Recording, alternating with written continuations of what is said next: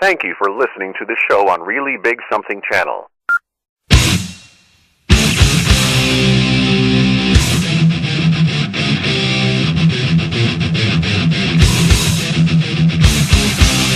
Warning: the Savage Nation contains adult language, adult content, psychological nudity. Listener discretion is advised. April 12th, 2018. And now, America's most exciting radio talk show, The Savage Nation, home of borders, language, culture. And here he is, author of Liberalism is a Mental Disorder, Trump's War, and God, Faith, and Reason, Michael Savage.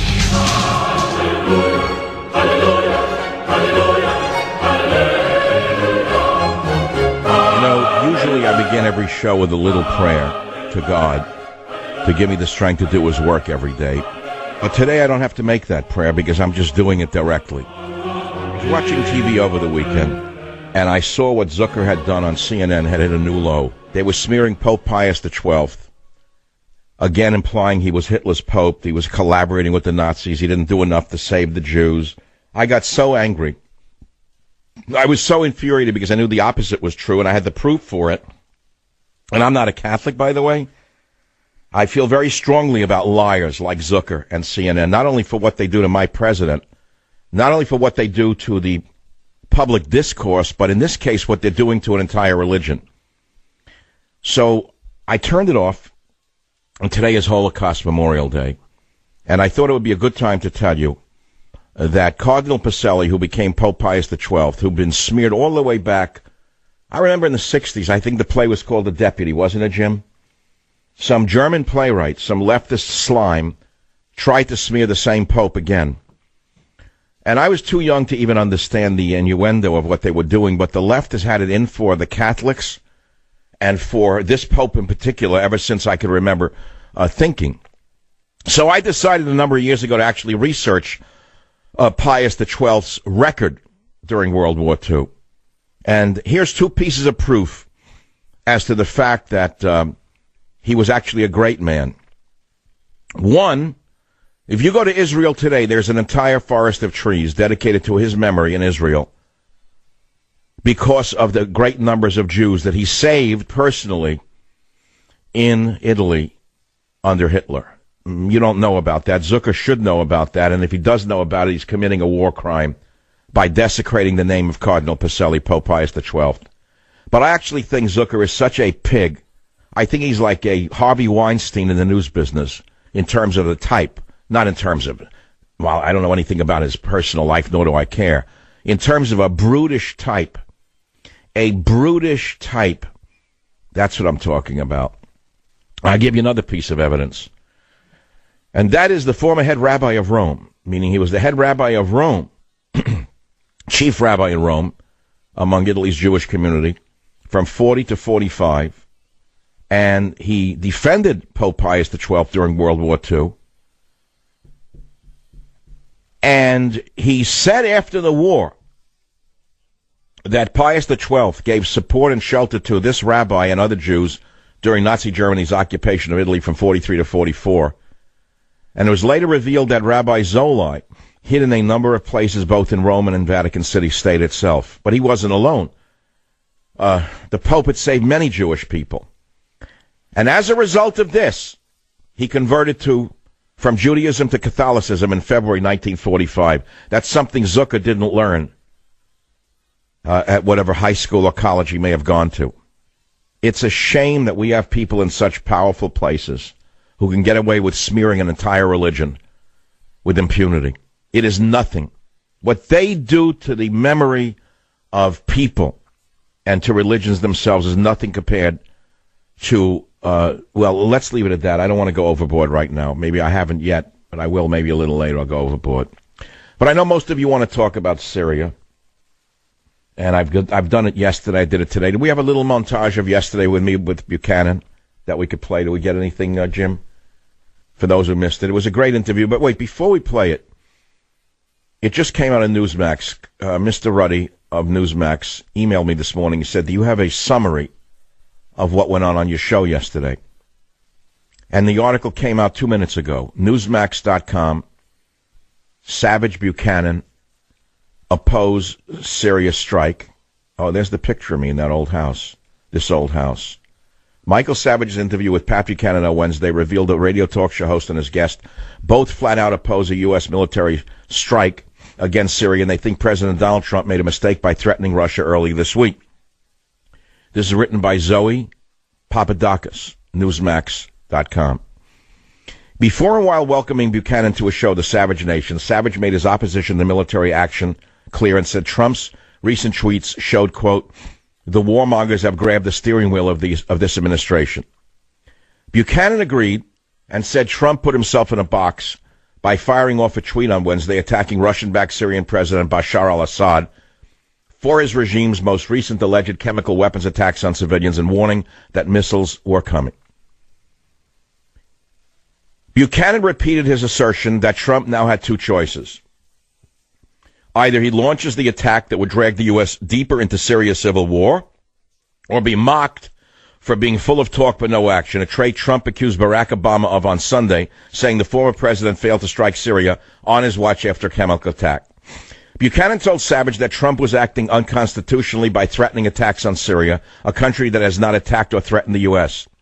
He added that Trump had been elected by the American people to keep the country out of the Middle Eastern wars, and now, quote, there is a real possibility we are in a war with Syria, unquote. Buchanan said now is the time for Trump to reflect and to try to climb down from the threats and ultimatums he has issued to Russia. Buchanan added he should show he is a big enough man to realize he has made a mistake and not to double down and take us to war in order to justify and back up that mistake. Well, I woke up this morning and found out that President Trump is that big man, which is what I told you.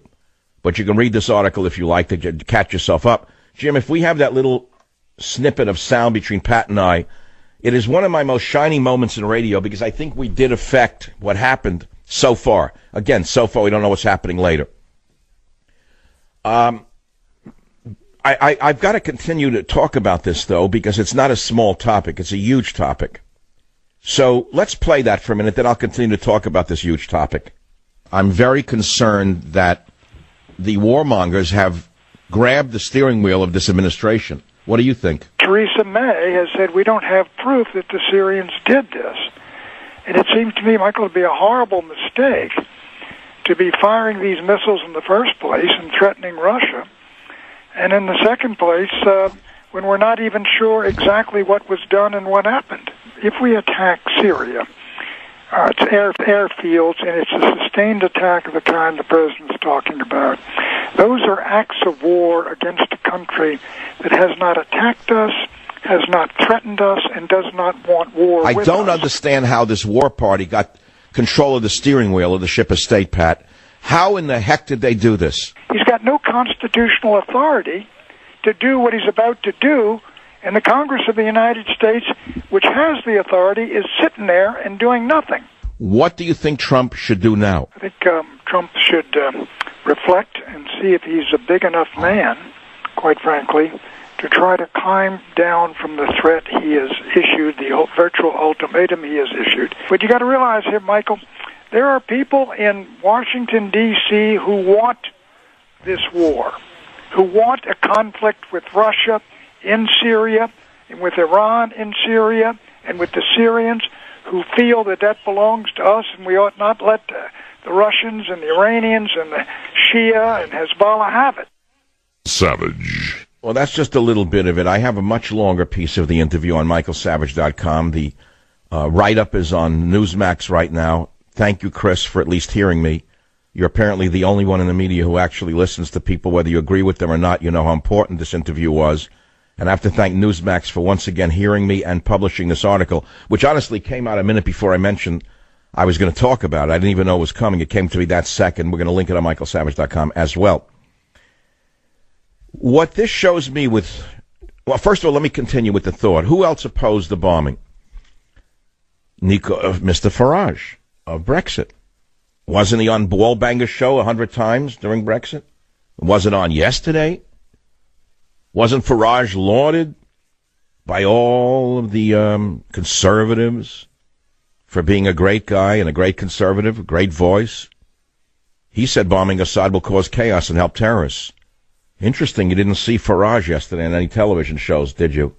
He didn't make it to Fox. He was a persona non grata. Now he is now relegated to the Savage Nation only. He has to go into the doghouse of the media, a place where no one goes and no one listens to, apparently, except 20 million people a week between terrestrial radio and online and all the other forms. I don't have to sell you on it. Remember we once did something on this show, which was the Dubai Ports deal. Remember that one? Raise your hand if you remember it. Some of you know what I am talking about. I wish there were more talk shows who could take pleasure in knowing that they've changed the course of human events, other than feathering their own nest and stuffing their pockets with cash. I stopped George Bush from turning over the security of our seaports to a Dubai-based company. He was going to do it, and I opposed it. And strangely enough, Charles Schumer came on the show and agreed with me. And I said even then, welcome, Senator Schumer. Politics does make strange bedfellows indeed, but we did stop the Dubai Ports deal. It was a huge, major victory for sense, for common sense.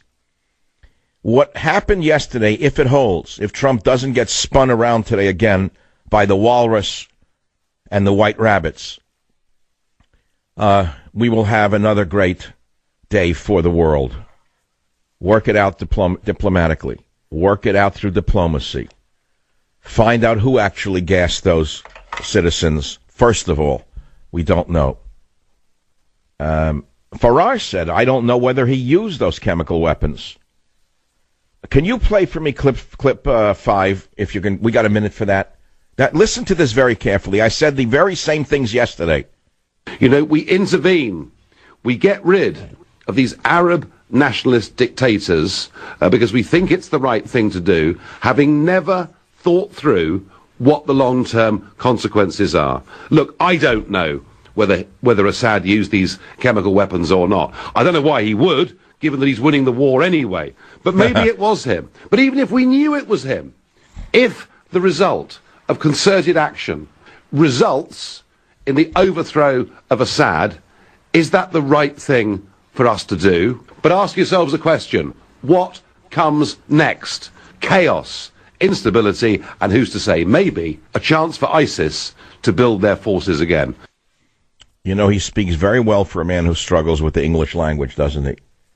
If only he had a New York accent, I'd be able to understand him a little better. But he does the best he can speaking the King's English. I'll be back in a minute. Thank you for listening to the show on Really Big Something Channel. April 12th, 2018.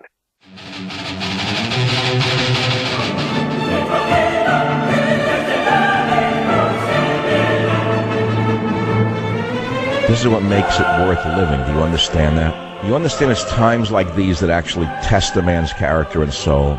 Remember what JFK said? I played him yesterday. He said, we go to the moon not because it's easy, but because it's hard. It's very easy to sit here and lick the ice cream cone and say that everything Trump does is right and you support him even though you attacked him for a year straight and make believe you're rah-rah, sis-boom-bah when everyone knows you're a 14-carat phony. That's what I heard yesterday throughout the entire day on the media. People who kicked him in the face for a year straight was suddenly, yeah, great Trump, go get him. Bomb that Syria, bomb that Russian, teach that bastard a lesson. Very easy to do that if you're a 14-carat phony. But the colonels that I know and the captains I know who fought in combat totally oppose war. I don't know anybody who supports the war except neocon media frauds. What about you out there? And we're also talking today about Holocaust Memorial Day. And I'm trying to set the record straight for Zucker, Mr. Zucker of CNN, a despicable human being. You talk about fake news.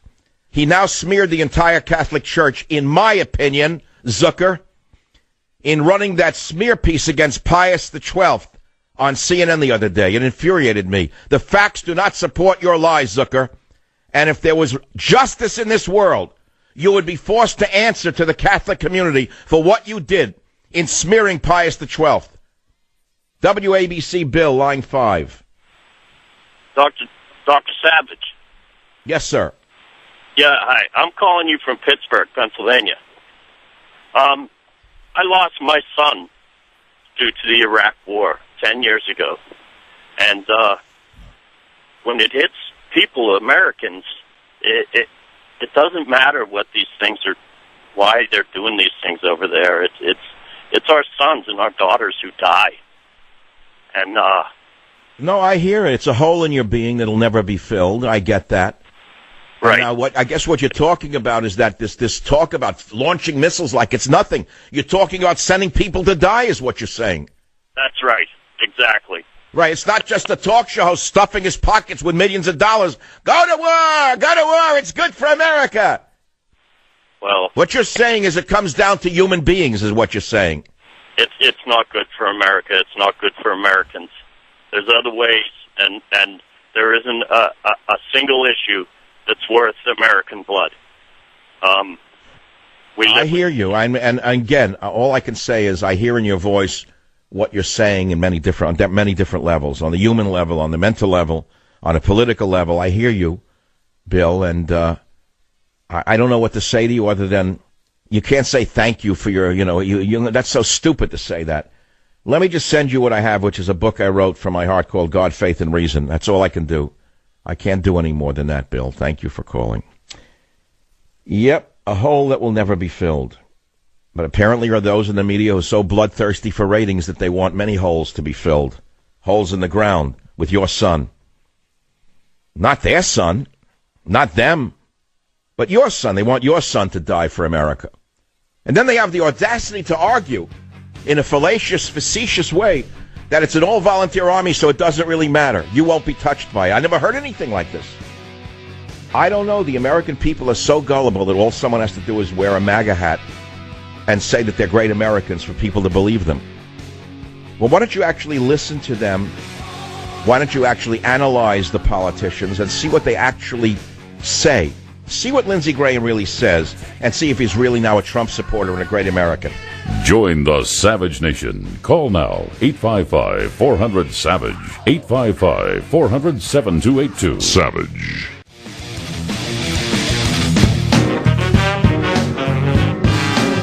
Big horns, Savage Nation. 34 minutes after the hour. So, Lindsey Graham, a pinko of the worst kind, attacked Trump viciously for years. Yesterday supports Trump, saying he needs to go big, wanting more blood, more death, more skeletons. McCain, the crazy man, the warmonger, wants more death, more destruction, wanted more war. But more intelligent people, such as the audience of this show, knew that this was number one, likely a false flag, created by the jihadists who staged the attacks to trigger Western intervention, number one. And number two, we also know that bombing Assad would cause chaos and help terrorists, just as it did when Gaddafi was killed in Libya. I said, remember when Hillary Clinton killed Gaddafi? Do you remember that famous tape where she said, we came, we saw, he died, and her girlfriends all laughed? That bloodthirsty murderer? I warned them. He warned them.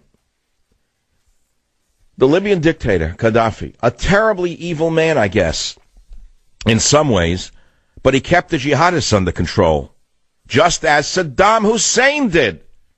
Iraq's not a better place now that Saddam is gone. We covered that the other day as well.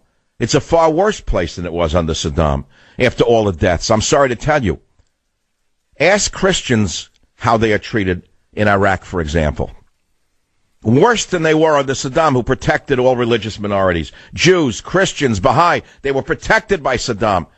He basically opposed the jihadists, and we killed him and his sons. So now you want to kill Assad, who, again, a terribly brutal dictator, but protects the religious minorities, Christians, Jews, Baha'i, you name them. They're protected by him, and you want him killed. Now, I want you to listen to the former UK ambassador, Peter Ford, who says the West is being played by jihadists and Assad likely not behind the attack. It just came out minutes ago out of BBC Scotland, and we bring it to you as breaking news on the Savage Nation. A child can see that the intention was to produce the hysteria and now the military action that we are on the point of taking, risking our own safety. What the jihadis have done is jerk our leash. And frankly, for one, I think it's pretty disgusting that we are allowing ourselves to have our own leash jerked by these Islamist fanatics. This is what's going on. And ask yourself, how has it profited Assad? Please engage your brain. Answer the question. How has Assad benefited from all this mayhem? In fact, it's rebounded against him. Why would he do such a thing when he was already winning? The battle for Eastern Ghouta was virtually over. Why would he choose this moment to do the one thing that was guaranteed to pluck defeat for him from the jaws of victory? I asked the same question yesterday, and I'm not a former UK ambassador. I just have a logical mind. And logic would dictate, let's see, you've defeated ISIS in 99% of locations in your country after a bloody civil war of 7 years. And now what? You're going to now unleash a chemical weapon attack and turn the whole world against you and Russia. Does that make sense to you? No, but apparently you're not thinking. And that's a U.S. Former UK ambassador, Peter Ford, who agrees with that position. So here we are, how we've gone to a brainwashed generation. From an iron curtain to an iron skirt in one brainwashed generation. That's what we've done. That's what we've done. So which one do you want to talk about? Pius XII, Iraq, Trump? I'm almost dreading to open up the latest news. I want to hope that those shiny new missiles are not flying, because it would upset the entire apple cart here. Let's see what's on the various sites here. Oh, God, I don't even have the... It's like this morning I woke up, the dog woke me 3:30. I don't know what it is, why he's waking me. Showtime, I'm on Drudge Report. Comey, I'm so bored of Comey. They got a show this weekend with him. What is it on, 10 o'clock Sunday night? The Comey Show? Why would I want to watch anything like that? Why? Because he's the biggest phony in the history of the FBI, that's why.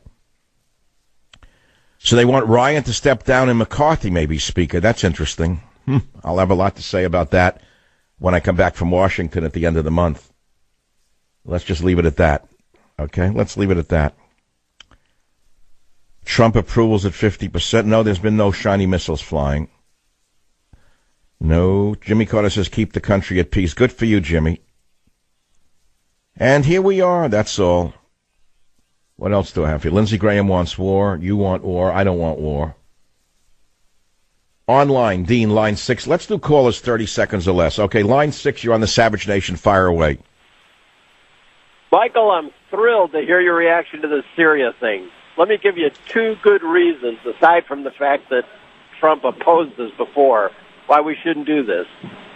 The Russians had a relationship with Syria about the same time Virginia was being settled by the colonists.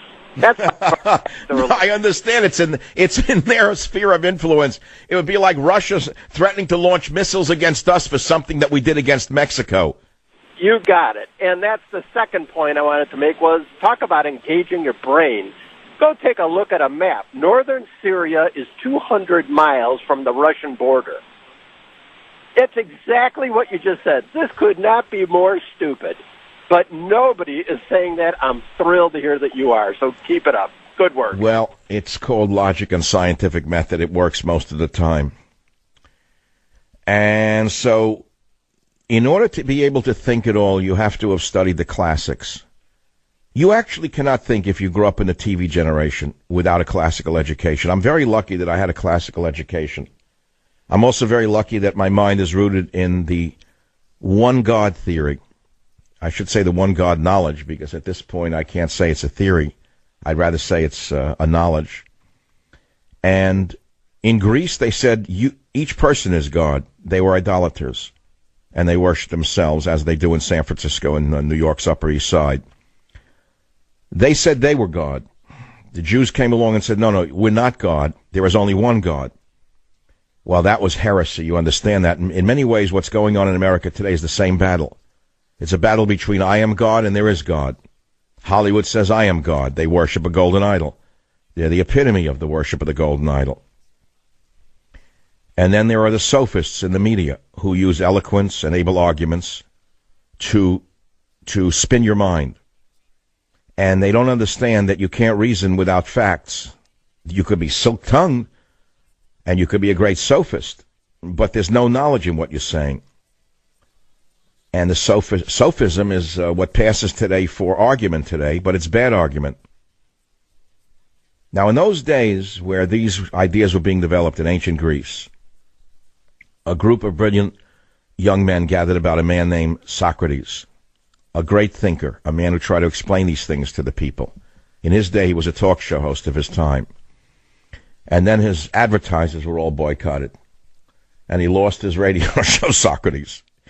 And then he was even executed for disturbing people's minds in 399 BC.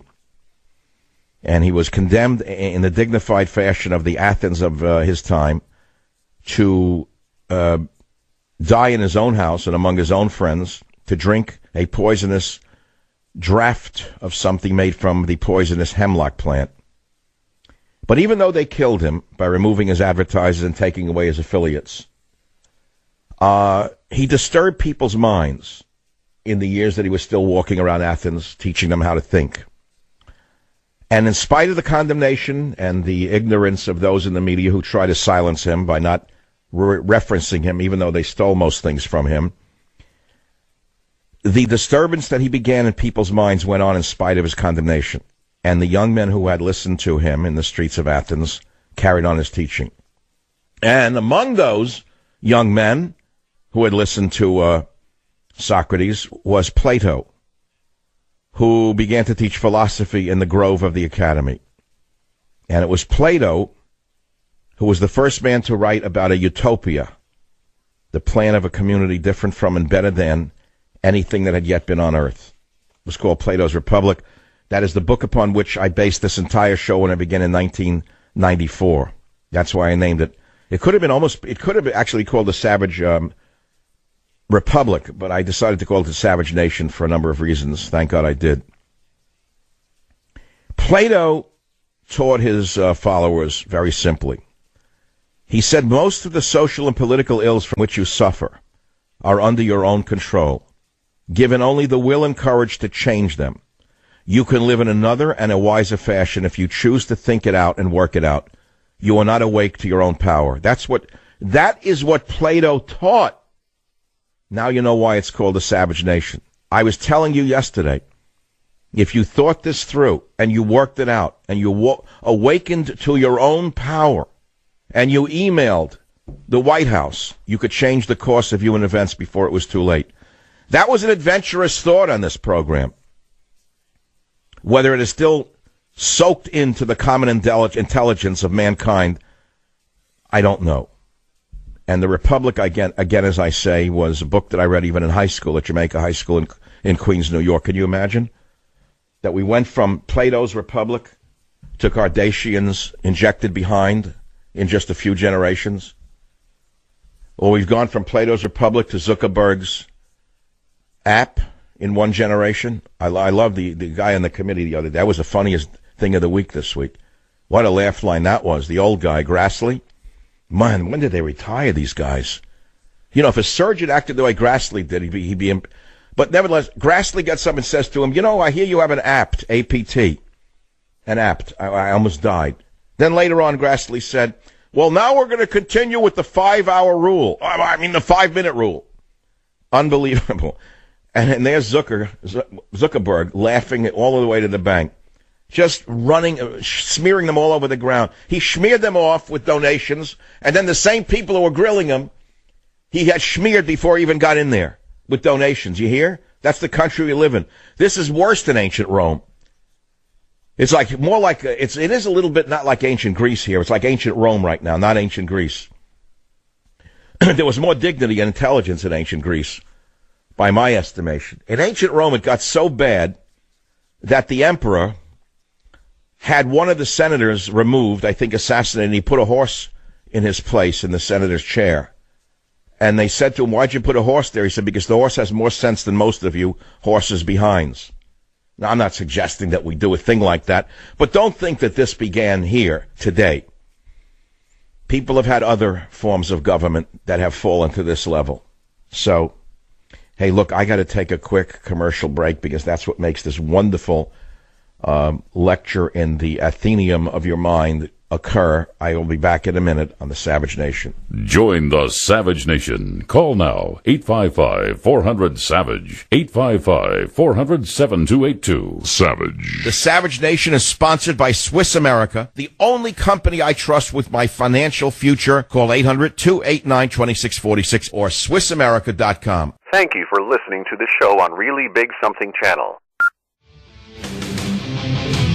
Well, we'll go back to the Athenaeum of your mind on the Savage Nation in a moment, but I want to go to something that's very basic for all of us, which is cars, right? Who doesn't have one? Have you ever taken your car in, though, for an oil change, and the mechanic finds something wrong, and bingo, you're hit with a repair bill you didn't expect? It's happened to every one of us at some point in our life. But if you have extended vehicle protection from CarShield, you don't have to worry about those unexpected surprises. Look, if your car breaks down after the manufacturer's warranty expires, you could be out of pocket thousands of dollars to get it fixed. Replacing an engine, many thousands. Simple repair to a sensor today, over $1,000. Nothing simple about today's cars. CarShield makes the process of fixing your car for a covered repair very, very easy. You can pick your favorite mechanic or dealership to do the work. It's your choice. They'll pay them directly. And they even give you your 24/7 roadside assistance in a rental car while yours is being fixed for free. It's an amazing deal. So listen carefully. If your car has 5,000 to 150,000 miles, it doesn't mean you have to pay high repair bills. CarShield administrators have paid out close to $2 billion in claims, and they're ready to help you save yourself thousands in future repairs. Get covered by the ultimate and extended vehicle protection. All you got to do is call 800-CAR-6100, 800-CAR-6100, code SAVAGE, or visit carshield.com, code SAVAGE, and you got to say code SAVAGE to keep the show alive. That's 800-CAR-6100, code SAVAGE, and you're going to save 10% on this amazing CarShield deal. That's carshield.com, code SAVAGE, or call 800-CAR-6100, code SAVAGE. A deductible may apply. WABC, Dennis, line 5. Go ahead, please. What's on your mind, Dennis? Hey, Michael Dennis from Brooklyn, heading up to the Catskills for the weekend. Listen, I was watching that CNN, all those episodes, and I was able to bear with it for a while. But last night, I jumped out of my chair, too.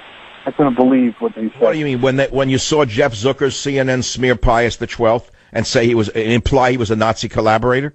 I jumped out of my chair. I screamed. I do not know why the Catholic League under Mr. Donahue does not note their displeasure with what Zucker has done to the memory of this great Pope. And I'm going to tell you something else. Donald Trump himself, who has been smeared by Jeff Zucker and those rats at that network, Donald Trump himself ought to tweet about what they've been doing to the Pope. He ought to go on the attack. Instead of defending himself, he ought to attack them for what they really are.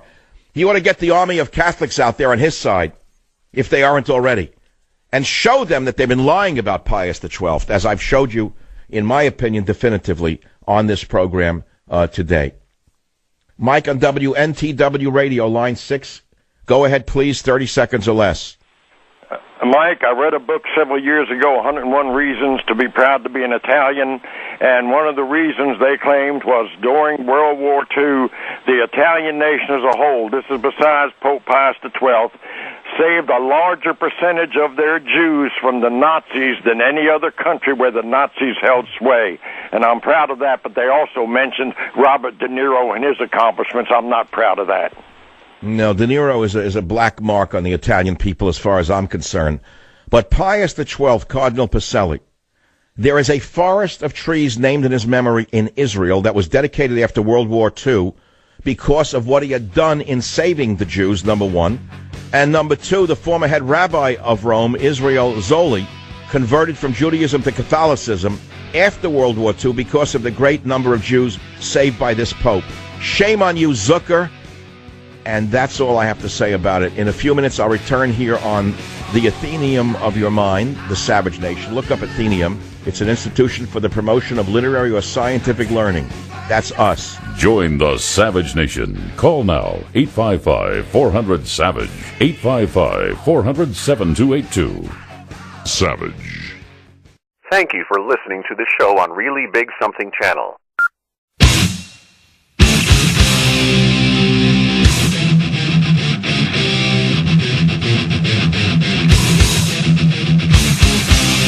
Warning: the Savage Nation contains adult language, adult content, psychological nudity. Listener discretion is advised.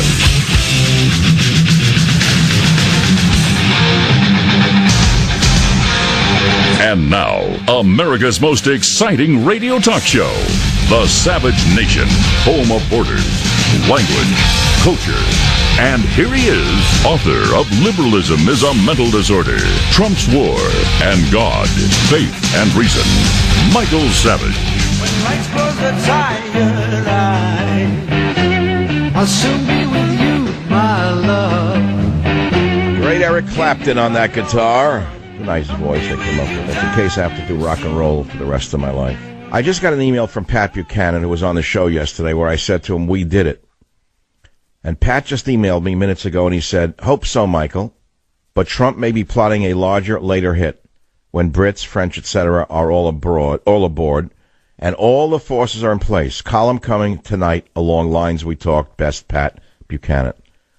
So I could wake up tomorrow and see a disaster unlike any I have seen since the invasion of Iraq, which would mean that the Bolton crowd, the neocon crowd, had won, and that they're going to invade Syria, to divide Syria, number one, and we'll see it's a war for oil, number two. Because if that happens, then I'll know that the theories that are currently circulating, and they're far from conspiracy theories, they are theories that have as much validity as any, are showing pipeline maps, one running from Qatar through Syria to Europe, the other one running through Lebanon to Europe, another one running from the Golan Heights to Europe. So there seems to be competing interests for various territories in that region.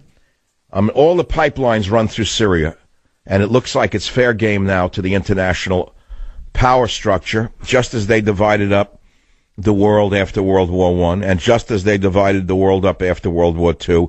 Really nothing has changed under the sun. They're taking advantage of this very tragic civil war to steal Syrian territory. That could be. That could be the outcome of this. So don't look for fairness or reason here. Just follow the money, and you may find the solution to the whole dilemma. So that's number one, and number two, and number three. Now on another level, on a human level, I was reading an article from the Hollywood Reporter. Remember Charlie Rose? It says, Charlie Rose's life now broken, brilliant, and lonely. I couldn't help but reading it, because I realized a guy like this deserves what happened to him. For a number of reasons. Because there's an adage. Well, let me just read it to you. Before the devastating allegations of sexual misconduct hit, Charlie Rose was a legendary man about town. Now the former CBS and PBS star, one of TV's most feted journalists, is hiding out on Long Island with occasional, mostly disastrous forays into Manhattan. He's focusing on trying to understand, wanting to know where his friends are. Remember I joked afterwards, where's Charlie Rose today? That he goes in. Remember the joke I put out? That he'll go into a restaurant and he'll say, in the past, he would have said nothing. And oh, your table is waiting, mister. And he would say, and he'd stand there, the girl would say to him, yes, can I help you? Well, I'm Charlie Rose. And she would say, yes. Well, is my table ready? And she would say, I'm sorry, sir, I don't know who you are. But we do have something in about 35 to 45 minutes. Would you like a cocktail while you're waiting in a cafeteria in the museum? So they say that the normally dynamic fixture was in full-on head-down mode. Dressed in a dark suit, Rose projected dishevelment, his hair messy, his notebook's pages askew, his gait shuffling. He headed to his table by himself and completed his dinner alone in under an hour. Previously one to take his time and glad-hand everyone, Rose beat a hasty retreat. Perhaps out of a desire to give a struggling man his space, or worse, as a sign of indifference, no one in the restaurant approached Charlie Rose nor seemed to notice him. Hey, Charlie, welcome to the club. And remember the adage, Charlie. Be awfully nice to everyone you meet on the way up, because you're going to meet them all on the way down, Charlie. See, I've gotten used to obscurity and rejection, and it becomes a way of life where you start to actually embrace it. And there's nothing wrong with it. There's nothing wrong with actually sitting alone and eating a dinner in less than an hour and then leaving. What's the difference? Now, since November, when 8 women who worked for or aspired to work for the Charlie Rose Show accused Rose of sexual harassment, the former PBS and CBS anchor has been at loose ends. I'm reading. Rose decamped recently after the string of appearances in the gossip pages to his 4-bedroom, 5,500 square foot Long Island home in Bellport. 4-bedroom, that's nothing. That's a shack. From January through much of March, what? 5,500 squeeze, all he can afford. That's all he can afford in Bellport, Mr. Big Shot? So anyway, they spoke to a dozen of Rose's friends, neighbors, and former associates, as well as proprietors of his current hangouts, to piece together what life is like for a media star deposed by harassment claims. Actually, misery does love company. But I'll tell you this, look, I go to a restaurant here in San Francisco. There are a few people who know me, most don't, and I actually like it that way. Either I go alone, and that's fine, or I take a couple of friends, and that's fine. It's very difficult to go to dinner and have people come up to you, to be honest with you. You're better off staying at home in your underwear and watching PBS, eating a pizza, than it is going to a restaurant. Those familiar with Rose's daily schedule believe it now begins as always with a hefty media diet of 10 newspapers. Oh, you're still reading newspapers, you hear? 10 newspapers delivered to his door. Hey, schmuck, why don't you listen to talk radio and find out what's really going on? 10 newspapers, they all have the same stories in them. Charlie plays tennis most mornings, which I think keeps him in shape and together. I got to say something. I don't play tennis.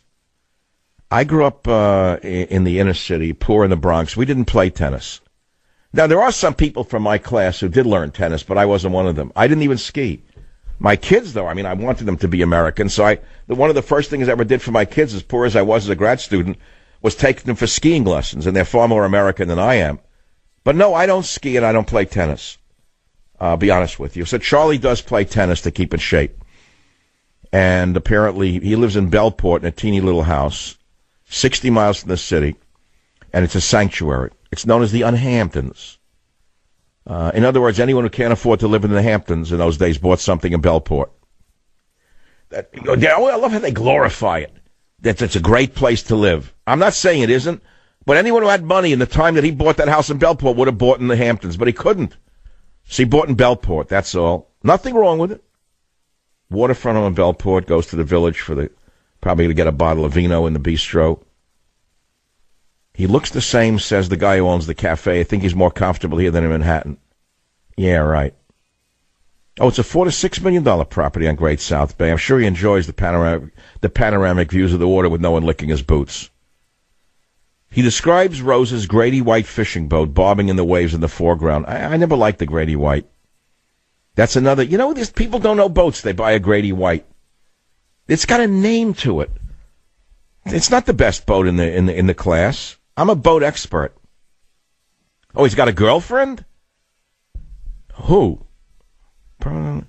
Rose's on and off girlfriend of more than 25 years is Bloomberg Associates Principal of Urban Planning. And stepdaughter to late CBS founder William Paley. She owns a home nearby which she purchased for $6 million in 2012. Not currently a pair. Rose and Burden attend a Sesame workshop. Oh, please. Look how pathetic their lives are. Rose and Burden attended Sesame Workshop executive Sherry Weston's Chinese New Year's party in Bronxville. How exciting can you get that they went to someone's New Year's party dressed as waiters? I love it. Who was it who wrote The Rich Are Different Than You and I? They have more money. I know who wrote it because I read him in the original English before I translated it into the Savage.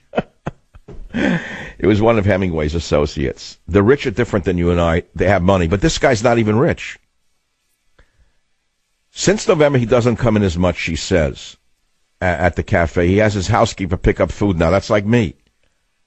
A regular at the Bellport restaurant for the buttermilk fried chicken. Who would eat that garbage? Who would eat buttermilk fried chicken knowing what we know today about diet and nutrition? With a vodka martini to start. That's like the worst combination I can imagine for your body. You start with a vodka and you have buttermilk fried chicken? No wonder whatever, let's leave it at that. Magazines and newspapers. How smart could the man be if all he reads is magazines and newspapers written by his friends who confirm his worldview? Ask yourself a question.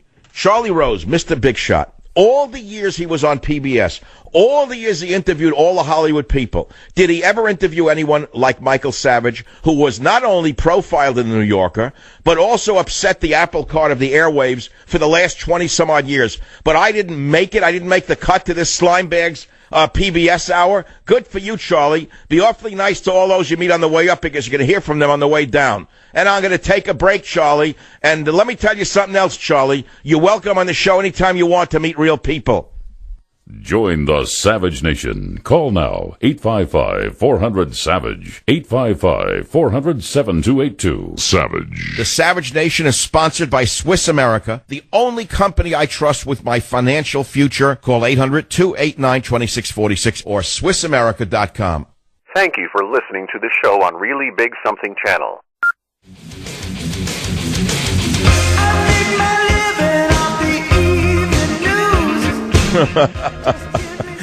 I love that. Thanks, Clint. I make my living off the evening news. This is dedicated to Charlie Rose. Nice to see you suffering like the rest of us. You know, it's true. Look, don't fool yourself. Lin Yutang wrote that life consists of getting your hair cut every 2 weeks and watching your neighbor fall off the roof. This guy fell off the roof, in other words. And it's part of human nature to see a guy who lorded it all over everybody to be an ordinary guy and not knowing how to deal with it. You know, but it says in this article, on November 20th, when salacious details of his alleged sexual misconduct surfaced, Charlie Rose issued a Twitter apology that admitted errors in judgment, but stopped short of a full mea culpa. He wrote, "I deeply apologize for my inappropriate behavior," he wrote. He suggested he thought any amorous feelings he acted upon were mutual, and he said, even though I now realize I was mistaken. He said, "I do not believe that all of these allegations are accurate." Well, the Hollywood Reporter says the allegations included the following: groping buttocks at a staff party, initiating unwanted sexual advances, walking around naked in front of colleagues who were required to work at one of his New York homes, and in one case forcing a woman to watch a sex scene in the S&M theme movie Secretary. Several other women have come forth with charges since the initial bombshell, bringing the tally to 17 accusers. You know, if any of this is true, it just shows you what's behind the facade. What man in his right mind would walk around naked in front of colleagues who are forced to work in one of his houses? Who would do a thing like that unless they were so drunk on power, right? That's if it's true. Shortly after the story broke, Bloomberg Television, PBS, and CBS News all fired Rose. He had 2 stories in production at 60 Minutes. Believe me, it's no loss to the world of knowledge. Rose launched a public campaign, blah, blah, blah. So anyway, there he is now. Tina Brown, big deal. Is it a party? Another one. What party you're invited to? In 2007, Rose attended Tina Brown's New York City book party. Big, big deal. Tina Brown's book party. My books outsell Tina Brown. I don't need to go to a cocktail party in New York to sell books, Charlie. The people buy them. You know why, Charlie? Because they're good books which have meaning. Tina Brown's cocktail party. That's going to change your life if you get invited to a party. You hear this? Or you get invited to the restaurant. You sit in the restaurant there with Al Pacino just burped up a meal. Anyway, you see where I'm coming from. Vitriolic. I told you the things that keep me alive are the 3 V's, but they're changing in time. At my birthday party, the guys who I invited to dinner, there were 7, 8 guys, they laughed and lifted a glass to me, and one of them said, "To the 3 V's. I said, "What are you talking about?" They said, "You once said on your radio show, the reason for your health and longevity thus far, knock wood, is the 3 V's. I said, "I forgot. What are they?" Let's see. Vodka, vitriol, and vitamins. I said, reverse the order. It's vitamins, vitriol, and not vodka much anymore. I don't even like it. I think but tonight, because I studied about Cardinal Pacelli on the show, I told you what a great pope he was. I'm definitely going to have Italian food. Thank God there was no story today about Korea. I would have Korean. Or what if it was something about China? I would have been influenced on how to go to a Chinese restaurant, which I did the other day. I've had enough of it. I mean, last night I ate Indian food. Thank God India's a peaceful nation. We never hear about India, or I'd be eating too much Indian food. One media insider says Charlie Rose is open. He talks to anyone, waiters and people on the street, and he has a lot of charisma. But I suspect that he does not have many friends. I wonder why people would talk to him. You think they'd want to be on his show? It's like an actor. Why do you think anybody wants to know an actor or a director? They're hoping that somehow they'll get put into a movie, right? I mean, be honest. You know, you go up to an actor. What are you hoping? You're discovered, right? Aren't you hoping for a minute that they're going to say, wow, geez, look at that person, man. What an interesting human being. Yeah, right. You're perfect for this new movie I'm doing. Well, here's my personal iPhone number and my address. Come and visit sometime, Mac. I want you in my next movie. Like that's ever going to happen. It doesn't work that way. It doesn't work that way. Either you have to be sexually assaulted to get a part in the movie, or something along those. How do you think you get parts in the movie? The casting couch goes back to biblical times. What do you think? It didn't go on back then? The Lumiere brothers, what do you think they were doing? The guys who invented the projector. So there's nothing new. I mean, the Ziegfeld Follies, what do you think he went into the business for? Is better than the furrier business. I mean, one thing is if you're a furrier, you're making fur coats. But if you then go from fur into the Ziegfeld Follies, you're actually having a showgirls dance. You could do anything in those days. What do you think most people went into the entertainment business to begin with for? Sex. 99% of them went into it for free love. I mean, when you think about it, think about the businesses people pick. Who would go into the entertainment business but, let us say, an exhibitionist? You could say very talented exhibitionist, yes. But what are they in it for? To show off and to meet other show-offs who are generally sexually promiscuous. And they do this for 30 years, then all of a sudden, 30 years later, it's like, oh, my God, he touched me. Oh, my goodness, I didn't want those advances. A few years before, they would have clawed someone's eyes out to have the famous man look at them. At least a lot of women say that to me. Women I trust. They don't go for a lot of this stuff. John Dickerson, anchor of Face the Nation, took over Rose's position. Blah, blah, blah, blah, blah. A son of North Carolina storekeepers. Charlie Rose had been a media force since his eponymous first show in 19... blah, blah, blah, and now facing spotty prospects at best. He, having lost his job, his reputation, even his journalistic honors. Oh, no! 6 colleges, including Rose's alma mater, Duke, have rescinded awards. That's disgusting. Why are they taking an award away that was given to him? What, because he stripped naked in front of an employee? I don't understand. What was the award for? While dining at Italian restaurant Avena with Klein and Seligman. Oh, wow. Oh, he ate in a restaurant in Manhattan with Klein and Seligman. I'll bet the meal tasted better because he was with Klein and Seligman. You know, if you eat with Klein and Seligman in an Italian restaurant in Manhattan, the food is definitely better because you're eating with Klein and Seligman. You know what, Charlie? Come out to San Francisco. I'll show you real Italian food. But there won't be any Klein or any Seligman. Join the Savage Nation. Call now, 855-400-SAVAGE, 855-400-7282. Savage. Well, we're talking about the cult of liberalism in a certain way, and of course the cult of fake republicanism that is trying to bring Donald Trump down by egging him on into a war that is unwinnable. Everybody who's been in war doesn't want war. Only those who've not been to war want war. Only those who sit behind microphones or sit in front of cameras with pancake makeup try to get your son to die in the next war. War should be the last act, not the first act. It's always diplomacy, diplomacy, diplomacy. And for those of you who believe that it requires total allegiance to an emperor, you don't know what country you're living in. You know, I go on Twitter and I see the fools, the idiocy of idiots. People don't even know what country we're living in or the form of government we have. How dare you criticize Trump and second-guess him? Do you know what he knows? The fools on the Hill say.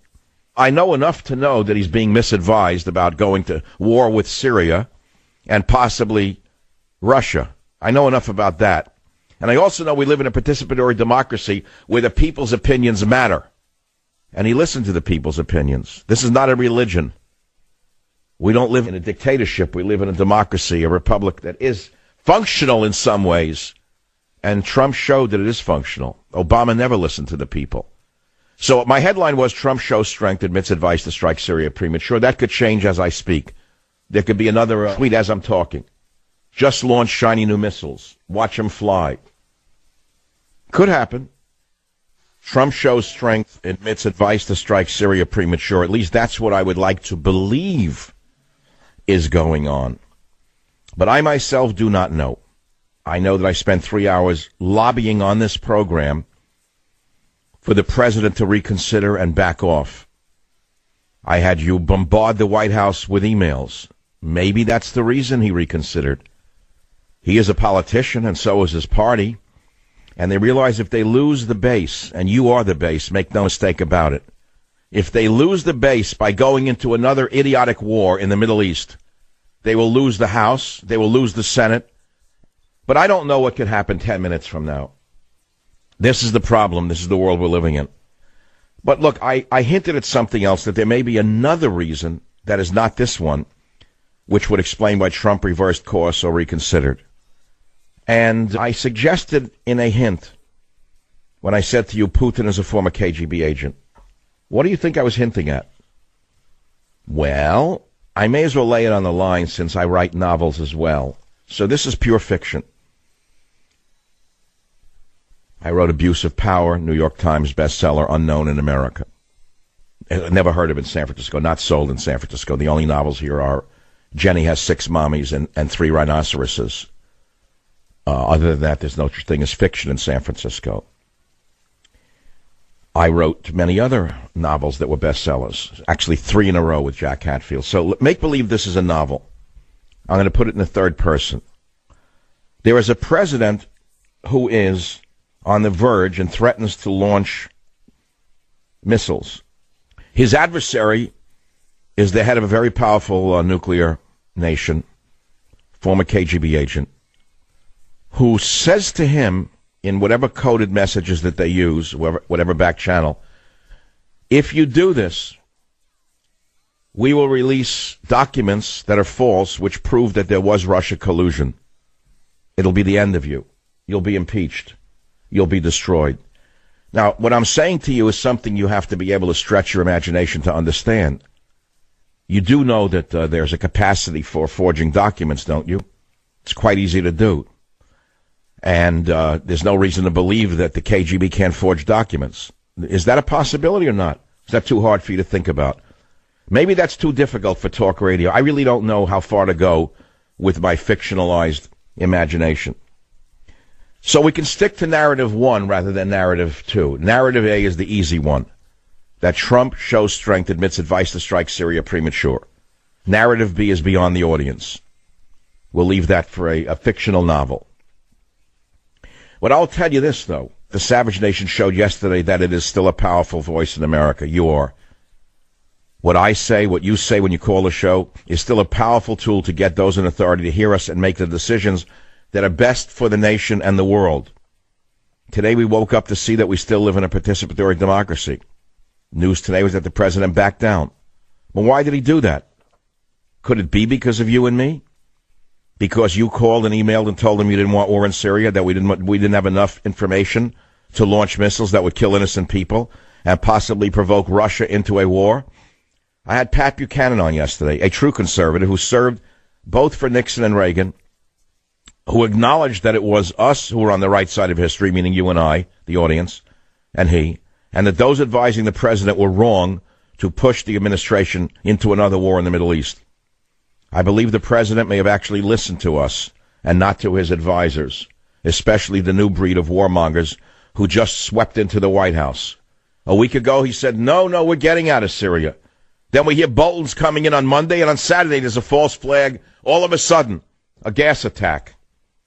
We still don't even know who did the gas attack. Remember, he reversed his advisor's advice in either case and actually listened to the people. This may not be so much a reversal of his position as it is an acceptance of the desires of the voters. Most of you want no foreign wars. Most of you want no intervention in the Middle East. Maybe Donald Trump finally realizes that his new advisors are against what you want. I'm going to direct you to a reading assignment, as though this is a seminar, a graduate school seminar in War and Peace. And I'm going to direct you to the most important document on this subject, which is Trump's War. You have the book. Many of you have the book. Page 137, Trump's War Against the War Machine. I called him a man of peace. Page 139, one of the reasons I work so hard to get Trump elected is I believe he will be a man of peace.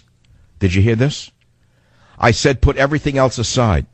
The most important thing in this world is not the economy. It's peace. Domestic peace, international peace, peace between individuals, peace between nations is far more important than gross domestic product or low interest rates. Hundreds of years ago, I wrote Thomas Hobbes said the very first law of nature is to seek peace. My friends, this is the essence of true conservatism. And I'm not just talking about the absence of military war on the battlefield. I'm talking about peace between individuals and groups within society. It's the opposite of progressivism, which seeks nothing but conflict. Progressives promote conflict between people of different racial groups, different sexual orientations, and different income levels. They even promote conflict between men and women. This is all in the most important document you could ever have in your hand. What are my savage solutions? 1, stand firm on peace with Russia. 2, combat the war propaganda with the bully pulpit. Destroy ISIS and then leave the Middle East. Bring our troops home from unnecessary deployments. I stand by those very words. Russia, 1.7 million. France, 1.3 million. Great Britain and the Empire, 908,000. Italy, 650,000 dead. USA, 126,000 dead. Japan, 300. Romania, 335,000 dead. Serbia, 45,000 dead. Belgium, 13,800. Greece, 5,000. Total allies lost 5 million men in World War I. Germany lost 1.7 million men. Austria, little Austria, lost 1.2 million men in the carnage. Turkey, 325,000. Bulgaria, 87,000. I am talking about human lives. I am talking about men whose legs were blown off. I'm talking about the sloppiest, most disgusting war in human history. Is that what you idiots want? War with Russia? As I say to you, this may not be the biggest show, but it may be the most influential show. People of influence listen to the show. I think today is Holocaust Memorial Day, and it's worth doing something on that, lest we never, ever, ever forget what happened not so long ago in a dictatorship where over 6 million Jews were mercilessly slaughtered and over 9 million non-Jews were mercilessly slaughtered in the concentration camps and in the factories, in the streets, in the torture chambers, all because of a mad dictator who hated a certain race. Never forget that one. Well, anyway, a documentary came out called G.I. Jews, which I thought was very interesting because one of my... can I mention it? I guess I can. Remember 2 days ago I had my attorney on, Dan Horowitz? Great lawyer, friend of mine. Well, it turns out his father actually is in the documentary G.I. Jews. His father landed in Normandy and fought all the way to Berlin.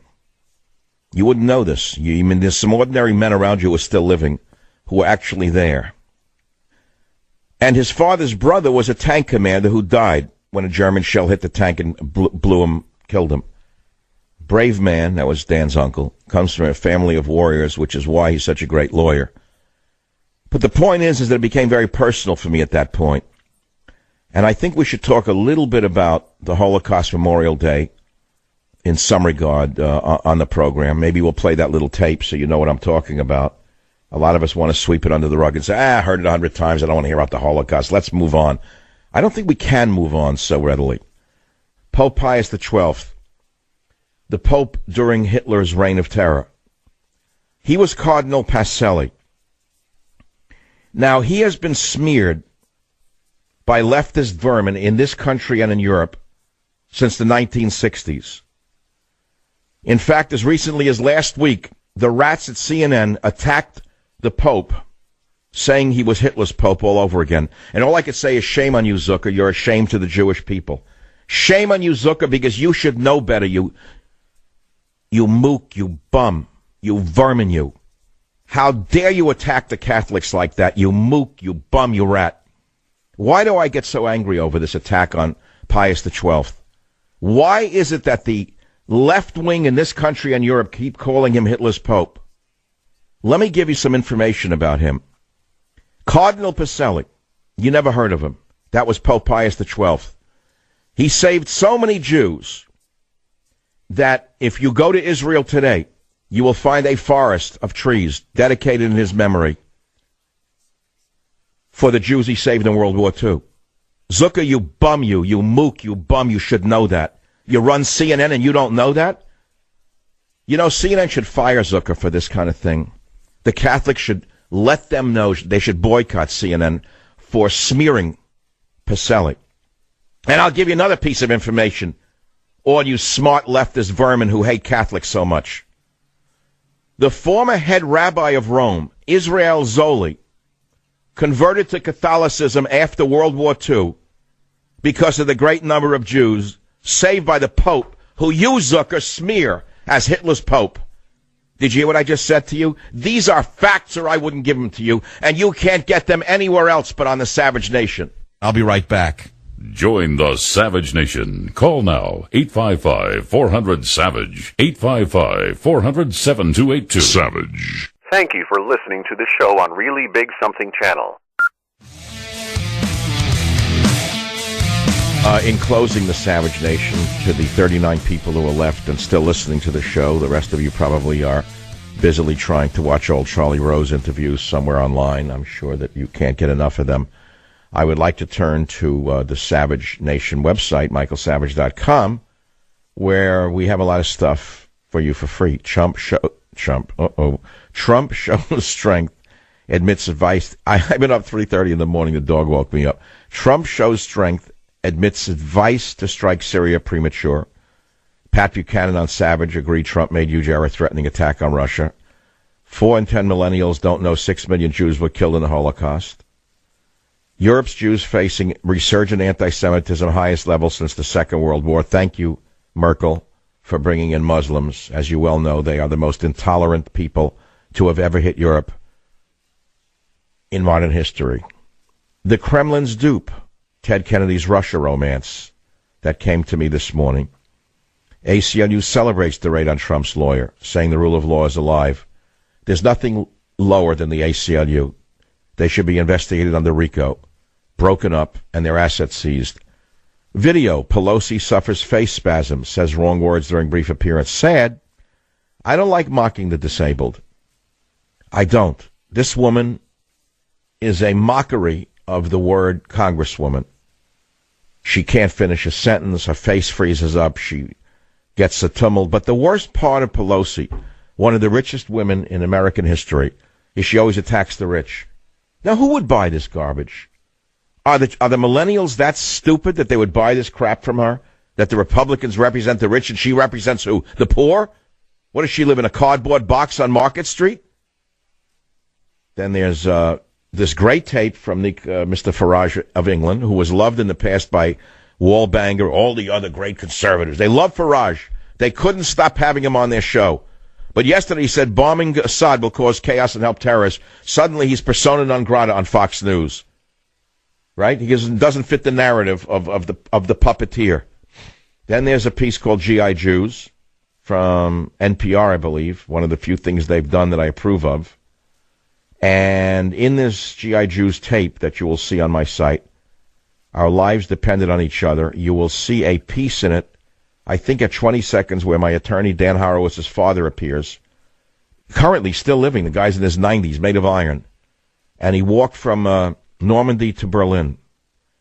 I think he doesn't like my show. He thinks I'm too conservative, too right-wing. I'm not too sure, but he's a great man. I respect him tremendously. Dan also lost his uncle in World War II, who was a tank commander killed by the Germans in a duel with a Panzer. Broward County Sheriff's deputy who questioned Parkland shooting's gun control agenda dies unexpectedly. These are stories on michaelsavage.com. War for oil again, I ask, with a picture of the pipelines that, strangely enough, all run through Syria. You've got two competing groups, one coming out of Qatar. I can never say that country's name. Qatar. I don't know how to pronounce it. Qatar. Everyone makes believe they know how to pronounce it. You have to be Arabic. What country do you live in? That's how you say it. I live in. But in English, it's impossible. Qatar. So the pipeline runs from Qatar or Qatar or Qatar through Syria to Europe. The other pipeline runs from Iran through Iraq and Syria to Europe. So you got Sunnis and Shiites wanting their pipeline to go through Syria. It's war for oil again. Have a nice night.